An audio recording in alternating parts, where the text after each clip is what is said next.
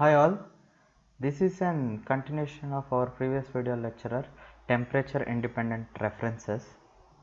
What we have been discussed in our previous video lecture are reference voltage.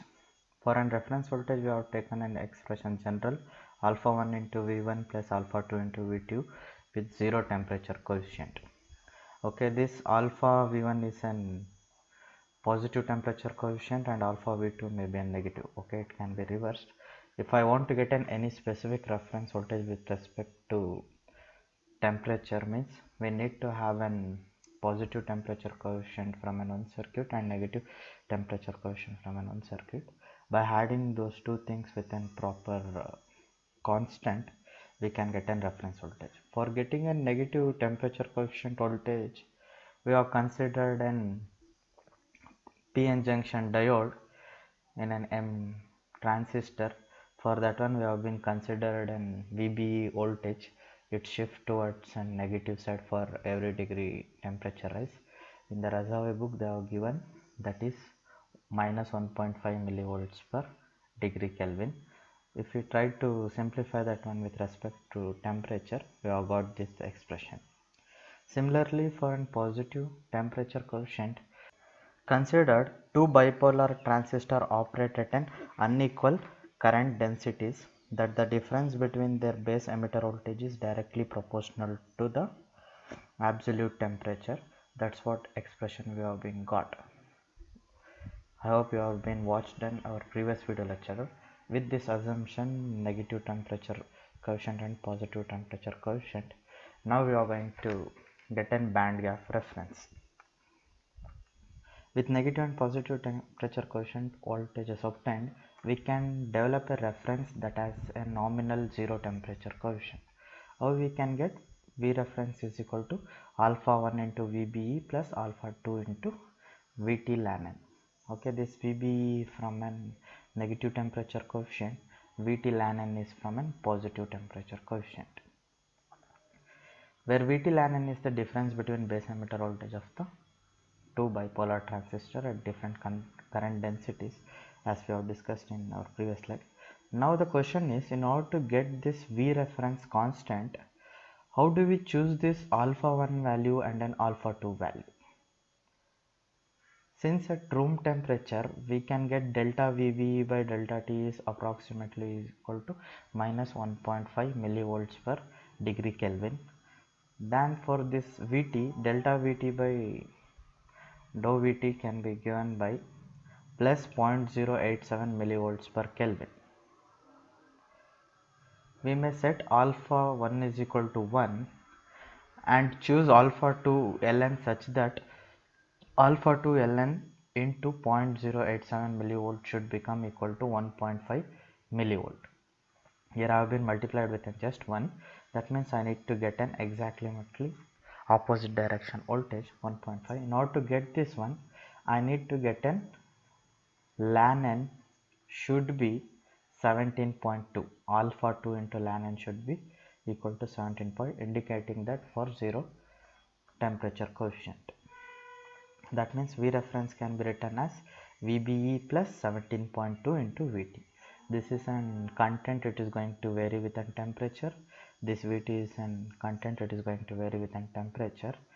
Due to this proportional constant 17.2 and then this alpha 1, if you vary across temperature also, approximately the voltage will be 1.25 itself. Whatever the positive change it is going to occur here, that will be cancelled through this negative temperature coefficient.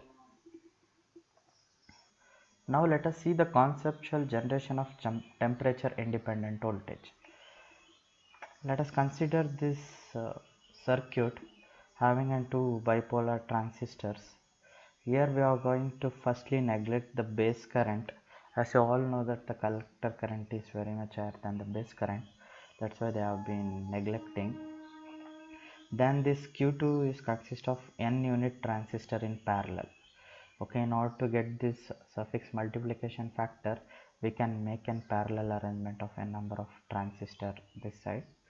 Then this Q1 is just a single unit transistor. We somehow force always VO1 should be equal to VO2. If that is the case, we can write VBE1. Okay, this V1 is nothing but an VBE1, and here VO2 can be simply written as R into the current it is flowing plus this VBE2 V2. We know that V1 should be equal to VO2, that's why we can write VBE1 is approximately equal to the R and I product plus VBE, the drop. That's why I can take this VBE in order to identify RI, VBE minus VBE2. You know that in our previous video lecturer, the difference between the base emitter voltage of an two transistor carrying and different current densities, it is directly proportional to temperature. That's why we can write that Ri is nothing but an Vt ln N. Now I can write VO2 is nothing but VBE plus Vt ln N. Now I am getting a negative effect as well as positive effect in this particular configuration of the circuit. With that, what you can tell, suggest that VO2 can serve as a temperature independent reference. If this ln N is 17.2, simply I am going to get a constant reference voltage across VO2. This is a simple circuit, but this circuit requires three modifications to become more practical. First, a mechanism should be added to guarantee that VO1 is exactly equal to VO2. In earlier circuit, we have just assumed that VO1 is equal to VO2, that's why we come up with a final expression. But there should be a mechanism to ensure that V1 is equal to VO2. Second thing, since ln N should be 17.2, translate to probability large N. Okay, that's why there should be some scaling factor to match that Ra should be equal to Vt ln N. That should be guaranteed in our circuit. First thing is, I need to make sure that some mechanism will make sure VO1 is equal to VO2, and in order to achieve that 17.2, there should be some scaling factor. Third modification here, VO2 which is somehow forced to be equal to VO1 cannot become temperature independent. Why it has been, question has been arised. Suppose if we push and VO1 is equal to VO2, the third assumption will be forced to VO1 cannot be temperature independent, it has been telling. Let us take, suppose we have assumed VO1 is equal to VO2, then we will tell that VO2 is nothing but VBE1, that is nothing but an 800 millivolts. If I have taken an 800 milliwatt, whereas for temperature independence, we must have VO2 is equal to VBE2 plus 17.2 into Vt, that should be approximately equal to 1.25 volts. This need to be produced. Okay, these are the three things we need to address for practical implementation. Now let us see the modified circuit. Okay, this is the circuit, it has been modified. It has been current sources has been replaced with an R1 and an R2 resistors. Then for an amplification point, we have an op amp connected between two nodes. Here we are going to take an reference output across the output terminal. Here amplifier senses Vx and Vy voltages driving the top terminals of R1 and R2. They assume that R1 is equal to R2 such that X and Y settle to approximately equal voltage. Suppose if both are having an same resistance, we can assume that X and Y is going to be having an equal potential. Reference voltage is obtained at an output of the amplifier. We are going to get reference output across here, as I told earlier. Here we can write VBE1 minus VBE2 can be written as Vt ln N, arriving at an current equal to Vt ln N by R3. Okay, suppose if I take across this terminal, what is the voltage current it has been drawing here? Simply I know that this is Vt ln N. If I divide by the resistance, voltage drop I know, if I know the resistance, by simply dividing I can get a current. Okay, hence an output voltage can be written as, this is the output voltage. If I look across the right hand side circuit, I can tell that VBE2 plus this R1 plus R2 into an current. V out is equal to VBE2 plus the voltage drop across R2 R3. This is connected to this terminal. Yes, Vt ln n by R3 into R3 plus R2. Now VBE2 is nothing but Vt ln n.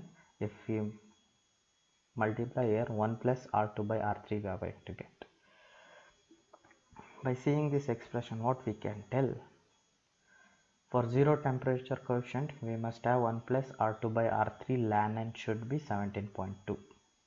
This part should Qn 17.2 in order to get our earlier 1.5 volt references.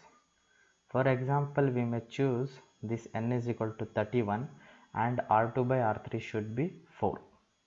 In order to satisfy that condition, if we choose n31, then R2 by R3 should be giving n 4. We did not attempt to make Vy is equal to VBE1 temperature independent. There in our earlier circuit we are trying to make that Vx is equal to Vy, but here we are not trying to make an attempt to Vy should be equal to this VBE1. Rather we amplify the PATP voltage drop across this RT by an factor of 1 plus R2 by R3. We are not trying to make these two to equal, rather we are going to multiply this drop by an 1 plus R2 by R3, then adding that result to an VBE2. That's how we have been trying to address that issue. But the circuit entails a number of design issues. Whatever we have been discussed in this particular slide, this circuit possesses some issues, that is a collector current variation. Until now we have been assumed that collector current is not going to vary. Okay, that need to be addressed. And compatibility with CMOS technology. Whether this bipolar transistor can be implemented with the CMOS technology, that need to be known. And op-amp offset and an output impedance, this need to be known. And then feedback polarity. Okay, here in the feedback polarity it is operating on an independent of supply voltages. Those things, how it is going to give a negative feedback, positive feedback. And band gap preferences, how you are going to get an reference, supply dependence and startup. Okay, those circuit what you have seen, it may be an supply independent. Okay, if it is having an zero content initially, how it is going to cope up, as we have been discussed in a supply independent biasing. Then curvature correction, whatever the things we have been assumed, that may not be going to give an accurate references, but there will be some light variation or in curvature, how we can do an correction of those curvature.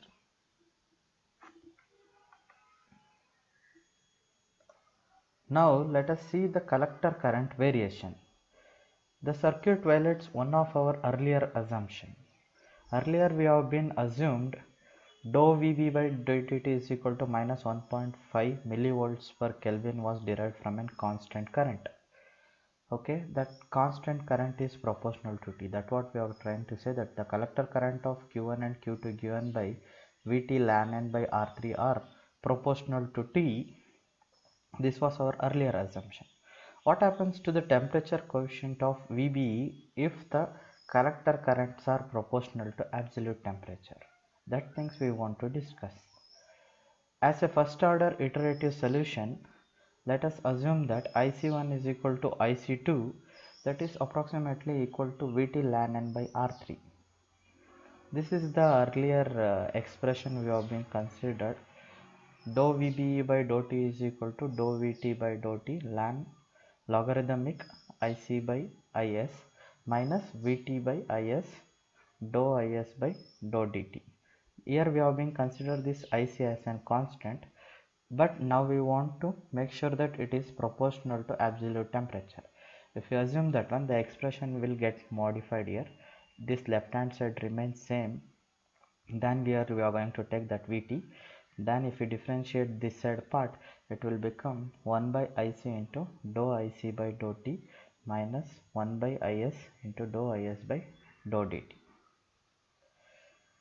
Since dou IC by dou dt is approximately equal to Vt ln n by R3 into t, that means this particular part Vt logarithmic n by R3 can be simply written as IC.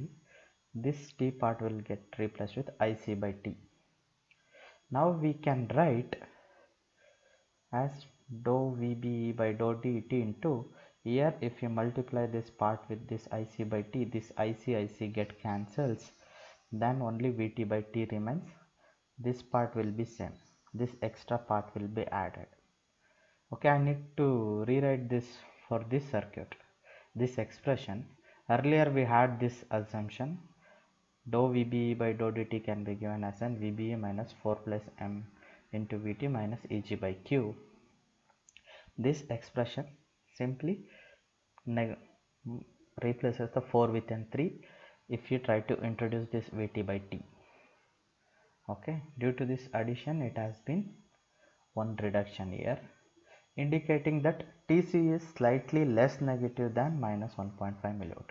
By comparing to this one, this is less negative, this is more subtraction, that's why it is going to have a more negative. But considering a collector current variation, we are going to get a less negative effect. Fine. Okay, now let us see the another issue, compatibility with MOS technology. Our derivation of temperature independent voltages relies on exponential characteristics of bipolar devices for both negative and positive temperature coefficient. We must therefore see the structure in a standard CMOS technology that exhibits such characteristics. Okay, this is the standard CMOS technology. P substrate will be there.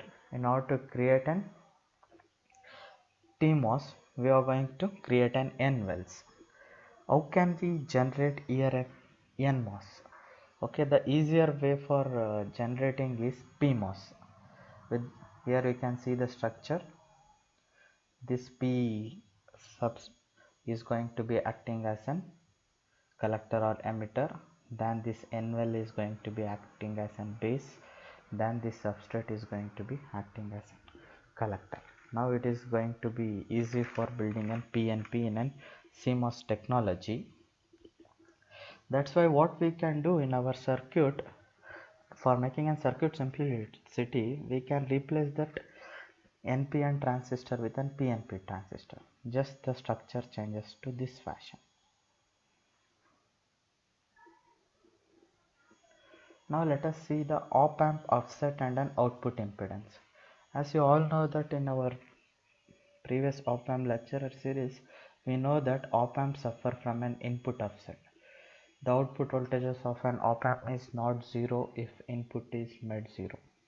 That means for a zero input, it introduces some output error. In order to nullify that one, we need to have some input voltages. Okay, by considering that offset voltages, how the circuit is going to be held. The same circuit, only thing is we are going to add an offset voltage across an positive terminal. Now, how the effect will be quantified as? Here the voltage can be seen as VB1 minus VOS. This one is approximately equal to VB2 plus R3 into IC2 current. If A1 is large, we are going to assume it in that fashion. Now, how we can write V out? Okay, on the right hand side expression V out, if you try to see R2 plus R3 into IC2 into this VBE2. By this expression, I can get an IC2 as an VBE1 minus VBE2 minus VOS divided by R3. Just I am trying to replace that one. Okay, this is the V out expression I am going to get. If we try to take this R3 to this side, it becomes 1 plus R2 by R3 Vt ln n minus VOS, where we have assumed that IC2 is approximately equal to IC1 despite the offset voltage.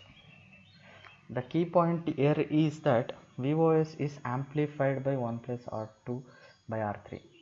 In this expression earlier we had an only Vt ln n in our things, but due to this op-amp offset voltages, This VOS also is going to be getting multiplied by 1 plus R2 by R3, which is going to introduce an error in our Vout. Then another one drawback is this input offset voltage itself depends on a temperature. If the temperature is varying, this is also be going to vary.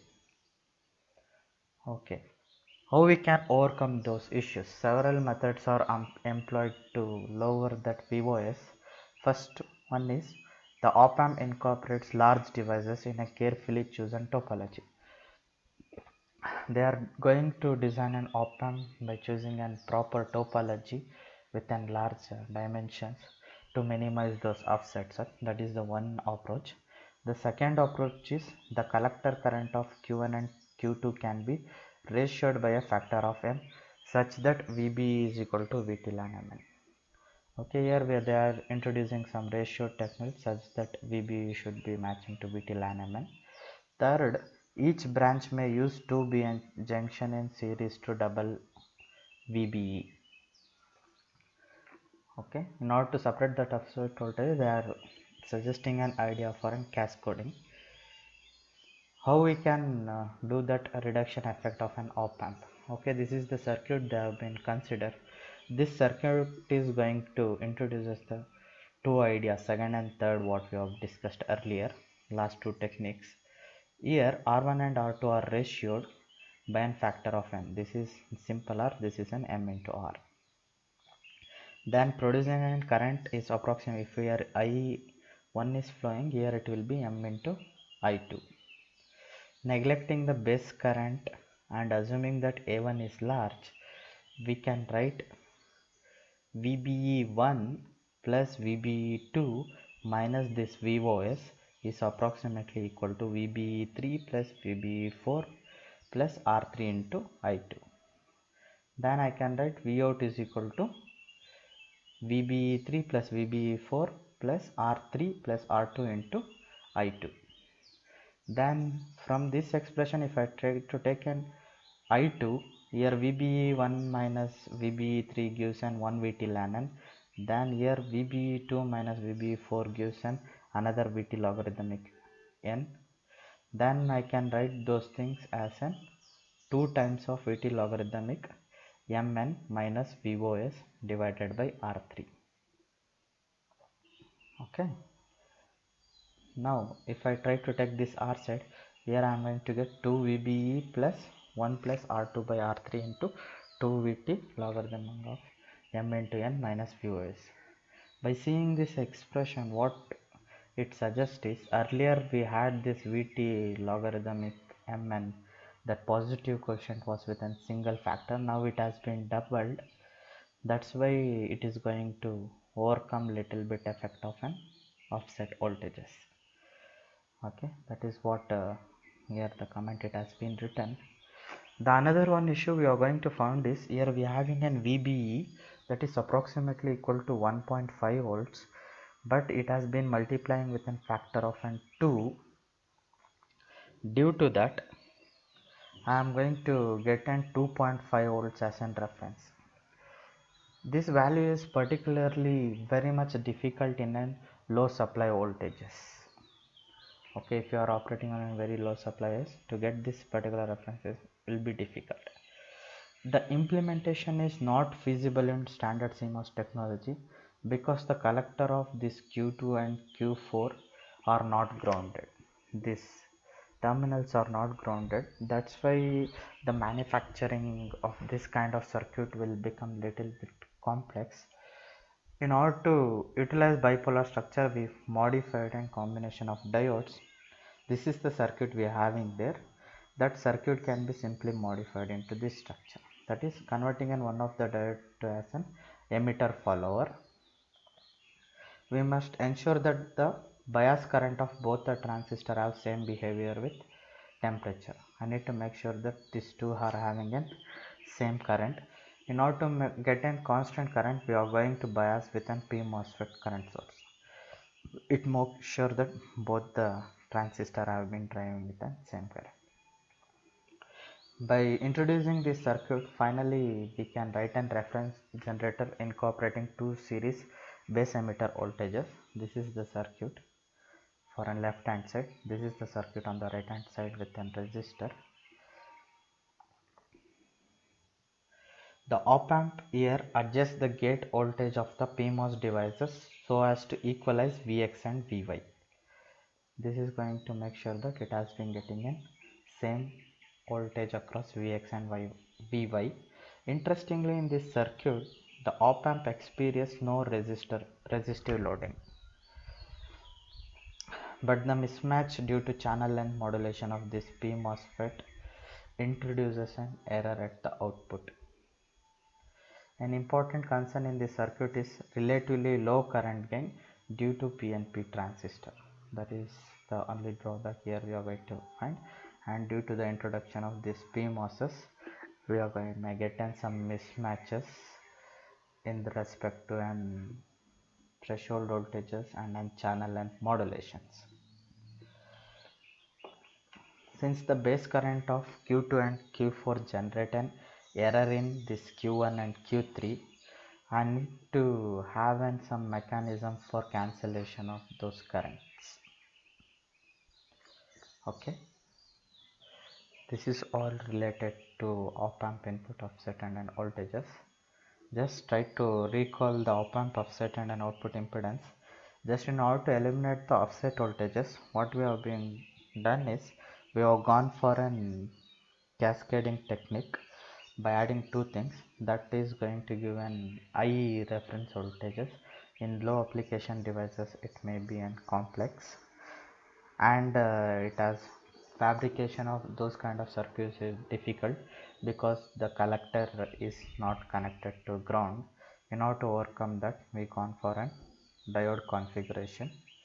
Then finally we have been come up this circuit. In this circuit we are going to get output across this terminal. The only problem with this kind of circuit is it is going to give an low current gains, and if there is any mismatch around channel length modulation, that is also going to give some error, and there should be some mechanism to avoid this base current. Here in feedback polarity, if we consider this circuit, we are getting a feedback for both inverting and non-inverting terminal. Let us see what is the factor it is going to get across negative feedback. For this negative feedback, if I try to take an voltage, that is 1 by Gm2 plus R3 divided by whole things 1 by Gm2 plus R3 plus R2. Then if I see across positive terminal, it is 1 by Gm2 plus 1 by Gm2 plus R1. Okay, in feedback concept we need to tell that always we are getting a negative feedback. That means in order to tell it is having a more feedback across negative terminal, we need to have an overall this negative feedback should be higher than our positive, or we can tell that BP must be less than PM, preferably by a factor of 2 need to be maintained such that transient response will have an well behaved behavior. Okay, this negative feedback should be twice than the positive, then we are going to get a good transient response, as well as we can operate it on a large capacitive load. Band gap reference. The voltage generated according to this V reference is approximately VB plus 17.2 is called as a band gap reference. Now let us see that why it has been called that band gap reference. To understand the origin this terminology, let us write the output voltage. V reference is given by VBE plus VT ln. Let's try to differentiate these things with an T. Dou V reference by dt, it becomes in this fashion. For this change in temperature need to be get cancelled, right? If it is having a good reference voltage, that's why we can substitute 0 for dou V reference by dt, and for this dou VBE by dt, from our previous expression we can write it as an VBE minus 4 plus m into Vt minus Eg by q divided by t. This expression we will get. Now if we try to substitute this value in the above expression, we can get finally V reference is Eg by Q plus 4 plus M into Vt. This is the finalized expression we are going to get for this V reference voltage expression. Thus the reference voltage exhibiting a nominally zero temperature coefficient is given by few fundamental numbers. Okay, this V reference depends on some few fundamental parameters. The band gap voltage of silicon, that is Eg by Q, then the temperature exponent of an mobility M, that is approximately equal to minus 3 by 2, then an thermal voltage. The term band gap is used here as temperature goes to 0, V reference will be simply an Eg by Q, that is nothing but an band gap voltage. That's why we are going to call it as a band gap reference. Supply dependence on startup. Okay, by seeing this circuit, we cannot see nowhere an supply voltage. Suppose at the starting time, if it has been having an zero input across our differential pair of an op-amp, means my op-amp doesn't get starts. Okay, that is the one thing we need to make sure that they will be assuming, you know, that A1 is assumed to be very much high. That means we need to have some starting mechanism during the startup. Okay, those things we have been discussed in supply independent biasing. Like that, we need to have some startup mechanism here. The supply rejection of the circuit typically degrade at high frequency owing to the op-amp's rejection properties often mandating an supply rejection. If you consider those circuits, if you are operating at very much high frequencies, at that time there will be a supply rejections. Now let us see the curvature corrections. Let us consider the circuit earlier what we have been discussed. If you try to see the reference voltages with respect to an temperature variation, we are going to get a curved behavior. We are not going to get an exact straight line. Typically it will be 0 at one temperature and positive and negative at other temperatures. Here at T0 it is going to be 0 negative temperature coefficient and positive. If you take across an other temperatures, it may be a negative or positive. This curvature arises due to temperature variation of the base emitter voltages or collector currents and offset voltages. Many curvature correction techniques have been devised to suppress variation of Vref, but it doesn't result in a good things. Okay, here they have been modified some of the techniques. That means zero temperature coefficient techniques have been varied by the combinations of those curvatures, whether it is able to build an V reference exactly. Okay, that's what they have been tried out. This is the techniques related to curvature correction. So far we have been discussed all the things: collector current variation, and then fabrication technology of an MOSFET, then input and an output offset voltages, feedback polarities, band gap references, startup supply independence, and curvature correction. Thank you for watching.